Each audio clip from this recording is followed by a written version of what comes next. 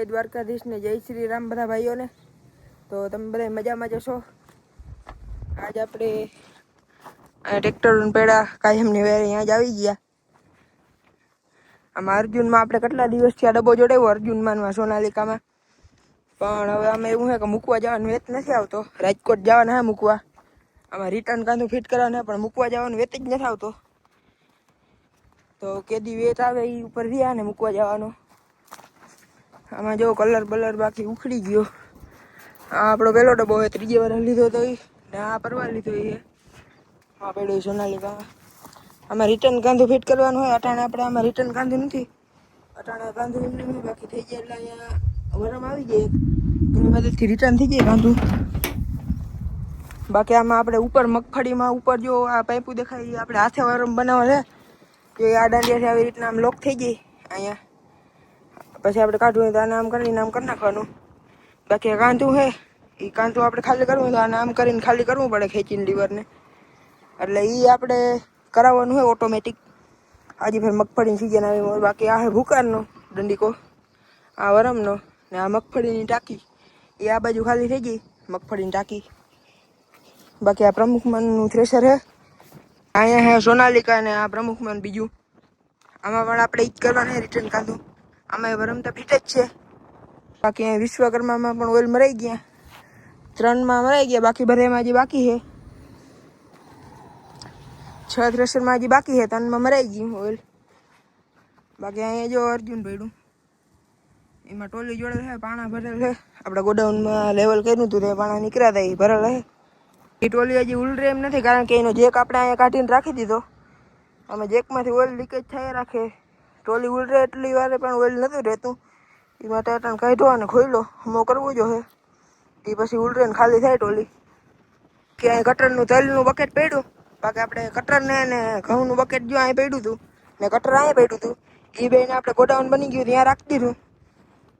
આ કટરનું બાસ્કેટ હોય અંદરનું, બાસ્કેટ ને થ્રેશર, આને થ્રેશર કહેવાય ને એની હેઠે ઓલું છે આ હે એને બાસ્કેટ કહેવાય। એ બે અટાણે કાટ ખાઈ જો એવું હે।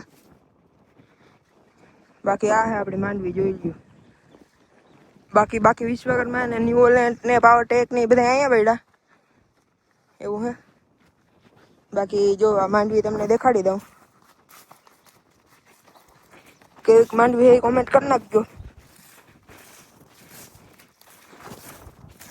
આનો એકાદો મહિનો થઈ ગયો ઓરવીન વેવી હતી, હજી વરસાદ તો આવ્યો નતો આપણે એવો વાવણી લાયક, તો કેવીક માંડવી એ કોમેન્ટ કરી નાખો। અટાણે જો આગળ વાવ છે ને અટાણે પાણીનું આપણે રહે, બાકી અમારે આ બાજુ કોઈને પાણી છે નહીં।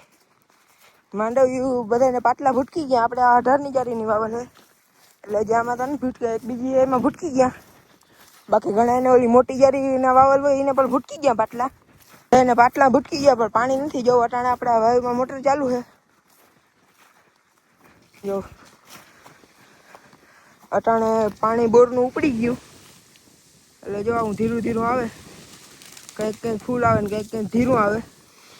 વાવમાં બધું પાણી જાય, અહીંયા જો બોર છે અહીંયાથી ડાયરેક્ટ આવે પ્લેનની મદદથી, 2ની મોટર ઉતારે છે। બાકી આ વાવ છે, આ વાવમાં પાણી આવી જાય ને પછી વાવમાંથી આપણે પાઈ દઈએ માંડવીમાં તમને। બાકી આ બાજુ માંડવી છે દેખાડું, એક માંડવી છે એ વડી જારીની વાવલ છે। આ એ માંડવી જોરદાર થઈ ગઈ, પણ હજી આના પાટલા ભૂટકા નથી। જે આપણે આમાં 2ની મોટર ઉતારી હતી, કારણ કે જો આ છે આ મોટર એ છે 6.5 HP ને આ છે 5.5 HP છે। પેલા આપણે આ મોટર ઉતારી હતી, પણ આનો પંપમાં થોડોક વાંધો હોય કે શું હોય, આ ઊંડું પાણી નથી લઈ શકતી। આપણે મોટર ઉતારી હતી આ 300 ફૂટ 350 ફૂટ, તો પાણી નથી ખેંચી શકતી ને પછી આપણે આ મોટર ઉતારી હતી, આની રેન્જ વધારે હતી પણ આ મોટર બરી ગઈ, એ માટે આને પણ સાંજે કાઢી લીધી હતી એવું હે। બાકી પછી આપણે સાંજે જ ઉતારી દીધી હતી 2ની મોટર બીજા બોરમાં કાઢીને। બાકી જો આના પાટલા ભૂટકી ગયા, જીરીક જ રહ્યા, બાકી ભૂટકી ગયા પાટલા આના। જો એવું ચાલે, અહીંયા લાઈન ઉડે, અહીંયા લાઈનના કટકા ઉડે, એક વાં જાય શિયારી કોર ભાઈ ઉડર ફાટેલ જ છે અહીંયા। બાકી મહેન્દ્રા પડ્યું, હા માંડવી જો પાણી કાઢવું જોઈએ, થોડી થોડી સુકાવાની ચાલુ થઈ તો પાણી કાઢવું જોઈએ. અને આપણે પાણી પૂરું થાય એમ હે નહીં એટલું હોય બોરમાં તો એ, કારણ કે આપણે અહીંથી બીજી વાડીએ પાણી જાય, 2 બોરનું પાણી ભેગું થાય ને બીજી વાડી એક જગ્યાએ જાય તો ત્યાં પણ આપણે માંડવી ઓરવીને એવી હતી, ત્યાં પાણી જાય તો ત્યાં જરૂર પડે એટલે ભેગું ના થાય પાણી, ઉલારા કાઢવા પડે. ત્યાં કોમેન્ટ કરી નાખજો કે તમારે માંડવી કેટલા મહિનાની થઈ, કે વાવી કે નથી વાવી, કોમેન્ટ કરતા જજો. જો અહીંયા ગોડાઉન છે, અહીંયા કરતા 4000 આપણું હાર્વેસ્ટર ને અહીંયા એની ઘઉંની ટ્રોલી 2 રાખી દીધા. બાકી અહીંયા આની કોઈ ફાર્મેટિક પડ્યું, બાકીના ટ્રેક્ટરોની વાં પડ્યા. અહીંયા કાંઈ જીરકું થ્રેસર છે જીરાનું,